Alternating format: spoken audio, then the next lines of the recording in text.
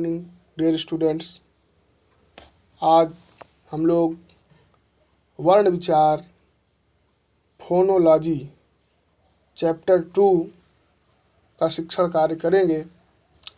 जैसा विगत दिनों हम लोग हिंदी लिटरेचर में माँ कहे एक कहानी को कंप्लीट किया था, आज उसी क्रम को आगे बढ़ाते हुए इस ऑनलाइन क्लास में हम आपको हिंदी ग्रामर में चैप्टर 2 का वीडियो प्रोवाइड कराएंगे।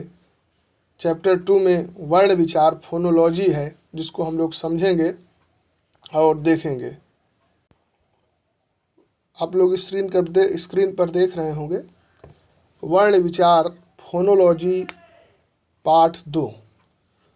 इसमें वर्ण विचार में आज आपको वर्णमाला, स्वर व्यंजन, वर्णमाला के भेद, वर्णों के भेद, किस तरीके से हमारा स्वरूप, हमारी वर्णमाला है हिंदी की, जिस वर्णमाला से पूरा हिंदी जगत बना हुआ है, हिंदी संसार बना हुआ है, आज उसी वर्णमाला का हम लोग अध्ययन करेंगे व्याकरण के अंतर्गत। तो बताना ये है, सर्वप्रथम आपकी बुक में जैसा कि लिखा हुआ है आप देख सकते हैं,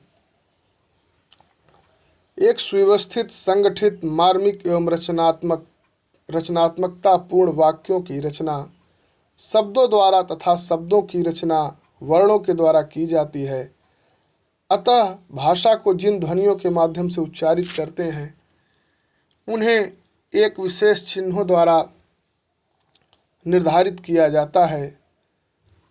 उन ध्वनि चिन्हों को लिखित रूप को वर्ण कहा जाता है, वर्ण या अक्षर। सर्वप्रथम ये बताना है हमको, जो आपका वाक्य बनता है, जो आपका साहित्य बनता है, कई वाक्यों को संगठित करके एक साहित्य का निर्माण होता है, एक कहानी का निर्माण होता है, एक कहानी तैयार की जाती है। उसी के निम्न क्रम में आएंगे कई शब्दों को मिला करके एक वाक्य का निर्माण होता है। कई शब्द को हम मिलाएंगे तो एक वाक्य बनेगा। जैसे हमको कई शब्द मिलाने का मतलब ये होगा कि जैसे अगर एक वाक्य हमको बोलना है, कबीर बहुत अच्छे कवि थे, तो इसमें कई शब्द मिले हुए हैं।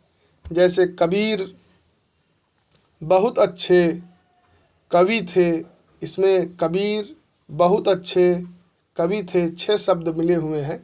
6 शब्द मिल करके एक वाक्य का निर्माण कर रहे हैं। अब हम एक शब्द में देखेंगे, जैसे एक शब्द आपका है कबीर। अगर एक शब्द आपका है कबीर, तो आप लोग देखें कबीर में क है, ब है, ब में ई की मात्रा है और र है, तब आपका जाकर के ये कबीर बना हुआ है। यानी कि एक शब्द में कई अक्षर होते हैं। कहने का हमारे मतलब ये है, वाक्य में कई शब्द होते हैं, शब्द में कई अक्षर होते हैं, और जो यह आपके अक्षर होते हैं, जो यह आपके छोटे छोटे अक्षर होते हैं, इन्हें एक विशेष ध्वनि चिन्हों के द्वारा चिन्हित किया जाता है, निर्धारित किया जाता है। इन्हीं ध्वनि चिन्हों को वर्ण या अक्षर भाषा की लघुतम इकाई कहा जाता है। जो ये ध्वनि चिन्ह हैं, ये भाषा की सबसे छोटी इकाई है। जैसे आपका अ, प, न, च, म, र, य, स, ये भाषा की सबसे छोटी ध्वनि और जिसके छोटे से छोटे टुकड़े नहीं किए जाते, इन्हीं को वर्ण कहते हैं, इन्हीं को अक्षर कहते हैं। यानी कहने का मतलब ये, हिंदी वर्णमाला की, हिंदी व्याकरण की वह सबसे छोटी इकाई जिसका हम विभाजन नहीं कर सकते, एक दूसरे टुकड़े में विभाजित नहीं कर सकते, बांट नहीं सकते, अलग नहीं कर सकते, उसी को वर्ण कहते हैं, उसी को अक्षर कहते हैं, उसी को ध्वनि कहते हैं। यही आपका वर्णमाला का प्रथम बिंदु है, जिसके बारे में हमने अभी आपको बताया। भाषा की वह लघुतम इकाई जो मौखिक भाषा को व्यक्त करने के लिए प्रयुक्त होने वाली ध्वनियों के चिन्हों के रूप चिन्हों के रूप में विद्यमान है वही वर्ण या अक्षर कहे जाते हैं। परिभाषा के रूप में दिया है बुक में आपके, भाषा की वह लघुत्तम का मतलब छोटी से छोटी इकाई जो मौखिक भाषा को व्यक्त करने के लिए प्रयुक्त होने वाली ध्वनियों के चिन्ह के रूप में विद्यमान है वही वर्ण या अक्षर है। जैसे क ख ग घ अंगा अ आ ई उ, ये सब आपके वर्ण हैं। ध्वनि चिन्ह को व्यक्त करने के लिए जिन वो चिन्हों का प्रयोग होता है, शब्दों को व्यक्त करने के लिए, अक्षरों को व्यक्त करने के लिए, वही आपके सबसे छोटी इकाई अक्षर कही जाती है। इसके बाद हम देखेंगे वर्णमाला। वर्णमाला के बारे में यह बताना है आप लोग, जिस दिन आप लोग कक्षा विद्यालय में प्रवेश लेते हैं उसके दूसरे दिन से आपको वर्णमाला के बारे में पढ़ाया जाता है, बताया जाता है। और जिस दिन आपकी हिंदी की पढ़ाई का अंत होता है उस दिन तक वर्णमाला आपको समझाया जाता है। यानी जूनियर से लेकर के जितने भी कक्षाएं में आप जाएंगे वहाँ पर आपका वर्णमाला से मुलाकात वहाँ से होती रहेगी। अगर आप व्याकरण पढ़ेंगे तो किसी न किसी रूप में आपको वह वर्णमाला दिखता रहेगा।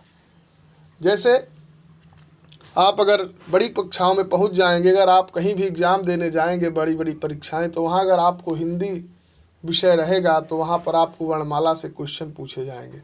छोटी कक्षाओं में आपको क ख ग घ अंगा अ आ ई के रूप में वर्णमाला पढ़ाया जाता है, आपको लिखना बताया जाता है।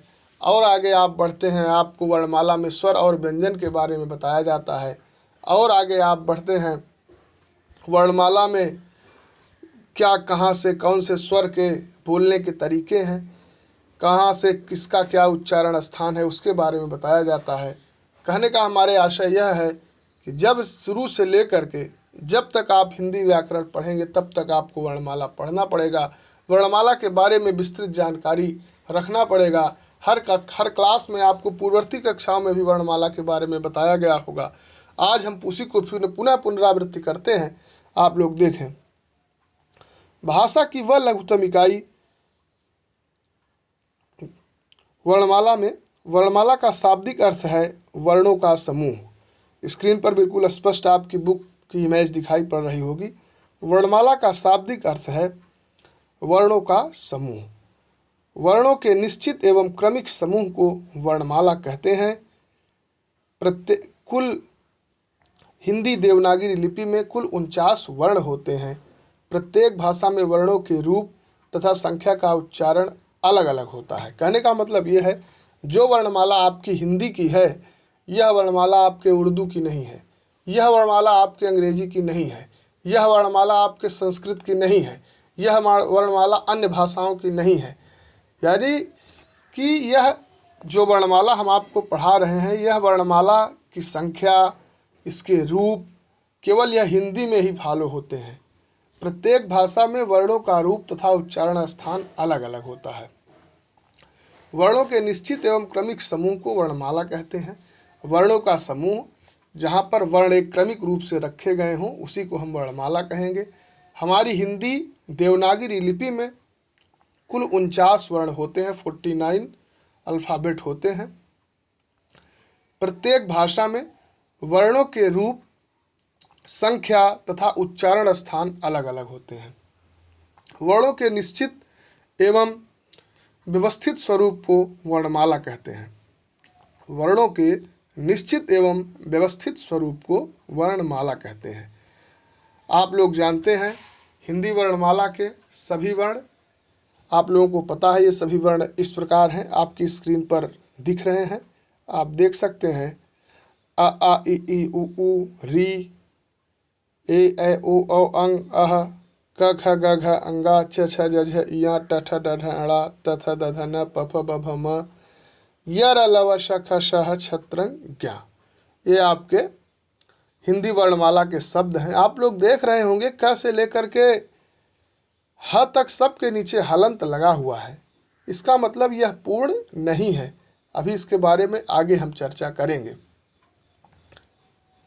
आप देखते रहें, समझते रहें। अब हम वर्ण के भेद, काइंड्स ऑफ अल्फ़ाबेट के बारे में चर्चा करेंगे। यही अल्फ़ाबेट आप लोग इंग्लिश में भी पढ़ते हैं, हिंदी में भी पढ़ेंगे, बट इंग्लिश में उसके 2 ही भेद बताए गए हैं, वावेल और कॉन्सोनेंट, और हिंदी में आपके कई भेद हैं। आप देखें, जैसे हिंदी वर्णमाला में स्वर और व्यंजन, इसके 2 ही भेद हिंदी में भी हैं, लेकिन इसके रूप कई हैं, अभी आगे आपको मिलेंगे। हिंदी वर्णमाला में 2 भेद, स्वर और व्यंजन। अब हम सबसे पहले स्वर के बारे में पढ़ेंगे। स्वर, जिन वर्णों के उच्चारण में हमें किसी अन्य ध्वनि की सहायता नहीं लेनी पड़ती, हमारे मुख की हवा बिना किसी रुकावट के बाहर निकलती है, उन्हें स्वर कहते हैं। जिन वर्णों के उच्चारण स्थान में उच्चारण करने में किसी दूसरे ध्वनि की सहयोग न ली जाए, किसी दूसरे का हेल्प न लिया जाए, वर्ण का किसी दूसरे अक्षर का सहयोग न लें, वही स्वर है।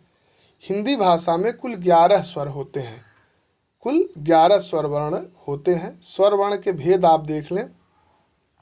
ह्रस्व स्वर, जिसको शार्ट वॉवेल कहते हैं, जो छोटे हैं, ह्रस्व का मतलब ही छोटा होता है, अ, ई, उ और री।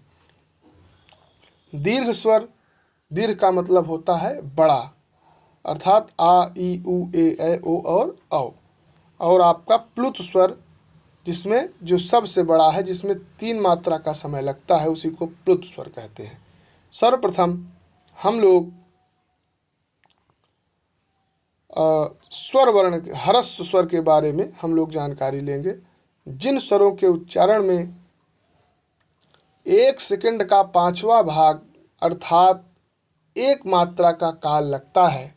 यहाँ पर वैयाकरणों ने एक नया शब्द आज हिंदी ग्रामर में देखने को मिला, 1 सेकंड का 5वां भाग। जिन स्वरों के उच्चारण में 1 सेकंड का 5वां भाग अर्थात 1 मात्रा का काल लगता है। कहने का मतलब यह है, 1 सेकंड का 5वां भाग आप लोग न याद करें, केवल इतना ही समझें कि जहाँ पर 1 मात्रा का समय लगता है उसे ह्रस्व स्वर कहते हैं। 1 मात्रिक स्वर जो होते हैं वही आपके ह्रस्व स्वर हैं। ह्रस्व स्वर के साथ इन्हें मूल स्वर भी कहा जाता है। हिंदी के 4 मूल स्वर हैं, अ, ई, उ और री। ये आपके मूल स्वर हैं और ह्रस्व स्वर हैं। ह्रस्व का मतलब छोटा, जिसमें कोई मात्रा न लगी हो। अब हम दीर्घ स्वर के बारे में देखेंगे। दीर्घ स्वरों के उच्चारण में ह्रस्व से 2 गुना का समय लगता है। यानी जैसे अ है, तो आप देखें स्क्रीन पर, जैसे आपका अ है तो ये ह्रस्व है, और जब इसमें 2 मात्रा का समय लगेगा तो इसको दीर्घ स्वर कहेंगे। 2 मात्रा का मतलब एक आपका अ हो गया, अ में हमने आ की मात्रा लगाया, अब इसको क्या कहेंगे, आ, तो इसमें समय लग रहा है ना। ई है, बड़ी ई हमने यहाँ पर लिख दिया, बड़ी ई बोलने में समय लगेगा कि नहीं, ई। भाई जितना समय आपको अ बोलने में लग रहा है उतना समय आ बोलने में थोड़ी लगेगा, उससे ज़्यादा लगेगा। जैसे अ तो आ, ई समय लग रहा है कि नहीं। ठीक उसी तरीके से, इसीलिए इसको दीर्घ कहा गया। इनकी संख्या है आपकी 7। ये कौन कौन से हैं आप देख लें। आ, ई, उ, ए, ऐ, ओ और औ, ये आपके दीर्घ स्वर कहे जाते हैं। इन्हें छंद में, जब छंद की मात्राओं को लगाया जाता है तो वहाँ इनको गुरु कहा जाता है, और ह्रस्व को लघु कहा जाता है। आपका अगला है प्लुत स्वर। कौन सा, प्लुत स्वर के बारे में हम लोग जानकारी ले लेंगे। प्लुत स्वर आप देख लें, जब किसी स्वर को व्यंजन के साथ लिखा जाता है तो वहाँ व्यंजन वर्ण के साथ स्वर निर्धारित मात्रा का ही प्रयोग किया जाता है।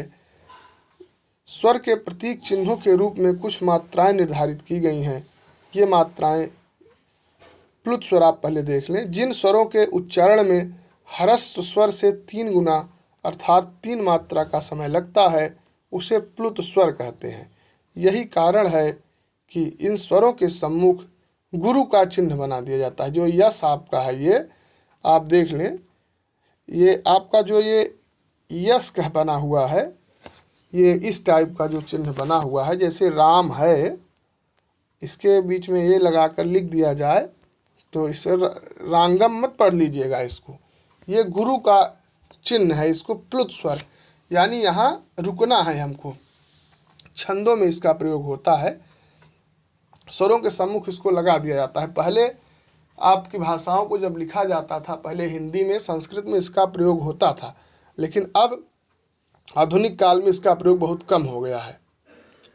जैसे राम है, मैया है, इसे ओम हम लिखेंगे, ये आपका ओम है, तो ओम में ये, क्योंकि ये ओम जो है इसका उच्चारण करना पड़ता है, तो इस तरीके से हम लोग करते हैं ओम। तो प्लुत स्वर है, इसमें 3 मात्रा का समय लगता है। आपने पहले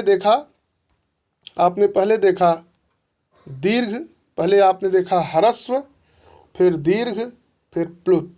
इसमें 1 मात्रा का समय, इसमें 2 मात्रा का समय, इसमें 3 मात्रा का समय, यानी सबसे ज़्यादा समय इसमें लगेगा, सबसे कम समय इसमें, उससे ज़्यादा समय इसमें लगेगा। ये आपका प्लुत स्वर है। नीचे आपके स्वर के मात्रा चिन्ह दिए गए हैं, आप लोग इसको देख लें। आप लोग पहले से भी देखते हुए चले आए हैं, इसमें बहुत ज़्यादा कुछ बताना नहीं है। किसकी चिन्ह कैसे लगता है। कुछ मात्राएं आप लोग गलती करते हैं, हम उसी को आपको बता दे रहे हैं। जैसे छोटी ई की मात्रा है, इसकी मात्रा ये होती है, क में छोटी की मात्रा ऐसे लगेगा। बड़ी की मात्रा लगाएंगे तो इस तरीके लगेगा, ये आपकी मात्रा है। आप लोग अक्सर गलत कर देते हैं, छोटी का मतलब इस तरफ से, बड़ी का मतलब इस तरफ से, यही आपकी मात्राएं हैं। बाकी आप लोग सारे चिन्ह देख रहे हैं, इसमें कुछ विशेष नहीं बताना है। जो ए की मात्रा होती है, ए की मात्रा जो होती है, ए की सिंगल मात्रा होती है, और ऐ की जो मात्रा होती है ये डबल होती है, जैसे इस तरीके से। बाकी आप लोग सब देख रहे हैं, री की मात्रा इस तरीके होती है, और इसमें कुछ विशेष ऐसा नहीं है कि जो हम आपको बताएं। आप लोग बुक में देखेंगे तो बिल्कुल स्पष्ट आपको दिखाई पड़ रहा है। इस मात्राओं को आप लोग समझ लेंगे, और इसके आगे हम लोग, और अगले दिन अगर इसके आगे हम लोग पढ़ेंगे, क्योंकि अब आज के लिए इतना ही रखते हैं। बच्चों, अस्वर की कोई मात्रा नहीं होती। सभी व्यंजन, जो आपका ये छोटा अ लगा हुआ है, ये अगले पेज में आप देख लें, बुक में दिया गया है, ये भी बता देते हैं इसी समय। जो आपका ये अ दिया गया है बच्चों, अ की कोई मात्रा नहीं होती। ये जो छोटा अ होता है, इसकी कोई मात्रा नहीं होती। ये सभी अक्षर के साथ लगे रहते हैं। जैसे क है तो इसमें अ लगा हुआ है, क और अ मिल करके ये बना हुआ है, नहीं तो यह क केवल अधूरा रह जाएगा, इस तरीके से लिखा जाएगा। तो इसकी कोई मात्रा नहीं होती। ये सभी व्यंजन जितने भी व्यंजन हैं, ये अस्वर की सहायता से ही बोले जाते हैं। और अब आज के लिए इतना ही, और अगले वीडियो में हम व्यंजन को कवर करेंगे। आज हमने आपको स्वर बता दिए, अब अगले वीडियो में हम आपको व्यंजन के भेद बताएंगे। आप लोग उसको देखेंगे, समझेंगे। हम पीछे वाला पेज फिर से एक बार स्क्रीन पर जूम करके दिखा दे रहे हैं, ताकि आप लोग इसको पुनः एक बार रिवीजन कर लें, शुरू से लेकर के अंत तक आराम से इसको आप लोग पढ़ेंगे, दोबारा पढ़ करके समझेंगे। अब आज के लिए हम इतना ही रखते हैं। धन्यवाद। फिर मिलेंगे इसी ग्रामर चैप्टर में आगे बढ़ाते हुए।